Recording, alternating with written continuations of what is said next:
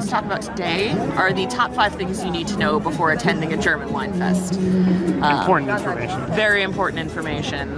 Definitely things that are good to know beforehand. Learning the hard way is always a good way to really cement a lesson in your head, but if you can be, what is it? Forewarned is forearmed, right? Is that how it goes? You never heard? Yeah, that's a thing. Makes sense. It's totally a thing.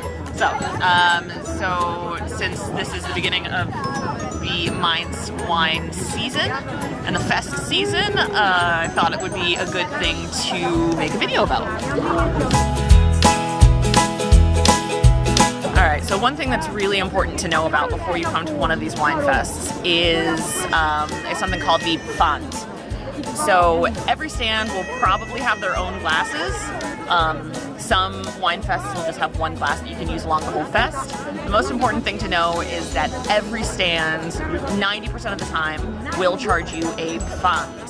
Right there, Pfand, P-F-A-N-D. A Pfand is just a deposit.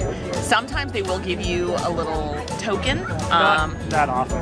It's not super often, but if you do get a token, keep it and don't lose it, or you can't get your money back. And so basically you pay a deposit on the glasses. Anywhere from 1 to 3 euros usually. More fancy glasses like at the beer fests tend to have higher deposits. Just know that when you order your first drink, you're going to be charged this deposit, and they're not trying to rip you off because you're a tourist. When you're done at the end of the night, all you have to do is go to the stand, most likely where you got the glass from, unless it's, again, one of these fest-wide glasses, and then you just tell them zurück, which means back, like return, and you give them the glass, they give you your money back. And that's it.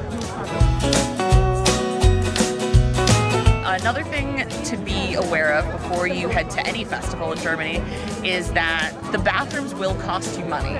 You will see various kind of fancy porta-potties sprinkled around festivals, usually at either end, some in the middle, and you can expect to pay 50 cents for use of the bathroom, which sounds ridiculous when you're not used to it, but if you think about it, you're using resources, you're using toilet paper, and there is a person there keeping the place clean. So it's a lot better than, the kind of porta-potties that are just a plastic box with a hole in them. They're functioning, flushing toilets, functioning sinks, and someone has to pay for that and maintain it. So you will pay 50 cents for a trip to the bathroom, which I think is a small price to pay for a clean restroom, right? Yeah, just know again, you're not being ripped off because you're a tourist. That's just how it works. Okay, so the next thing that's kind of a good thing to know are the various terminology. So first thing you want to know is the sizes here. So when you see these sizing, you got a 0.1 liter, 0.2 liter, or Flasche means bottle.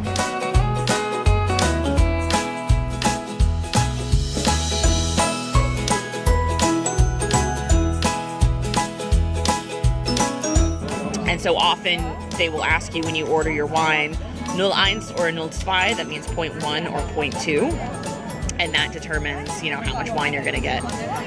Generally speaking, they tend to be very generous pourers at these festivals, but there is a line on the glass. It's basically at least a 0.1 or at least a 0.2. So some other things that are important to know.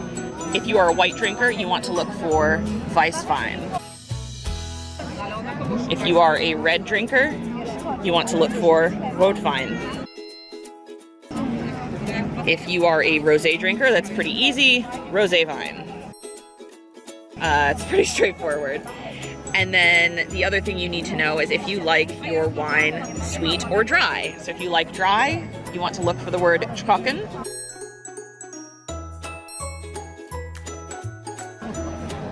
If you like sweet, you'll often see Feinherb, or Halbtrocken will be half dry, and then Lieblich is usually very sweet.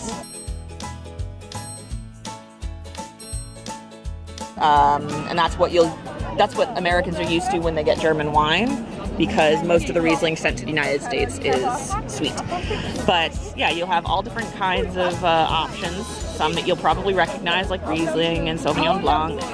Others you won't realize that you're familiar with, like Grauerburgunder, which is basically Pinot Grigio. And then you'll get some that are cuvee, which is a mix of different wine. When you go up to order, all you have to do is tell them what number and how much you want. That's pretty much it. Other things to know, Zecco or Zect is sparkling wine. And then Weinschorle is great in the summertime if you're really warm. It's basically just a mixture of wine and sparkling water, which is awesome. And then if you are not a drinker, you can always order a Traubensaft, that's just grape juice, or a Traubensaftschorle, which is grape juice and sparkling water, or simply just mineral water. So those are generally going to be your drink options at any German wine fest. What would you say are kind of the quintessential fest foods that you're going to find in this region? Bratwurst.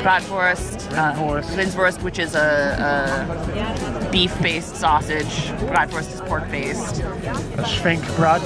Schwenkbraten, which is basically a pork steak that's cooked on a special kind of grill. Spießbraten, which is the same, but it's similar, now, but it's on simmered in a vat. Well, I think it's initially cooked on a spit. That's why it's Spieß, and then it's sliced and then simmered in something. It's delicious, Usually whatever it is. like onions. Pretzels, cheese, and fruit at wine fests specifically. Crepes, French fries, known as pommes. Nierenspieß means kidney. Yes. Well, Nieren means kidney. Yeah. Spieß Pro tip. We learned that one the hard way. Kartoffel chips, potato chips. Kartoffelpuffer, which are potato pancakes, or like. What was the other word? Kartoffelpuffer or.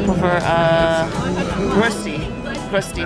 It's a synonym. It's a synonym. It's a cinnamon. I don't know. Yeah. Falafel, Flammkuchen, Dinnerle. Those are kind of the big things. But now, since we've been here, they've been starting to do some more interesting stuff, like vegetarian sweet potato fries, vegan doner, this potato thing that's stuffed with stuff and topped with sauce. And, oh my god, so good. So yeah, lots and lots of food. So, pro tip if you're planning on visiting any wine fests in the near future, they generally run from about April to September or October, usually from Friday to Monday or Friday to Sunday. The bigger festivals will run for a couple of weekends or sometimes even 2 solid weeks. And the best tip I can give you if you really want to enjoy the festival, if you're not big into crowds, is to show up close to when it opens and get to the fest in the early afternoon. Most people, the biggest crowds, tend to show up after about 3 because a lot of these festivals go until 11 or 12 at night, sometimes even later. And at that point, it's crazy crowded, shoulder-to-shoulder people. So if you want to have all the fun and enjoyment with fewer people, then come in the afternoon and close to opening time. That's usually what we do, even before we had kids. And that's another thing. These festivals are really family friendly. There are kids everywhere. You know, there's music. There's all kinds of stuff. So you definitely want to do one of these festivals if you're in this area in the summertime, because it's just a great way to spend a weekend. Yeah. He wants his drink too. August, cheers. Oh yeah, cheers. Cheers. Cheers. All right. Cheers with Dada. Cheers. Cheers. Good job.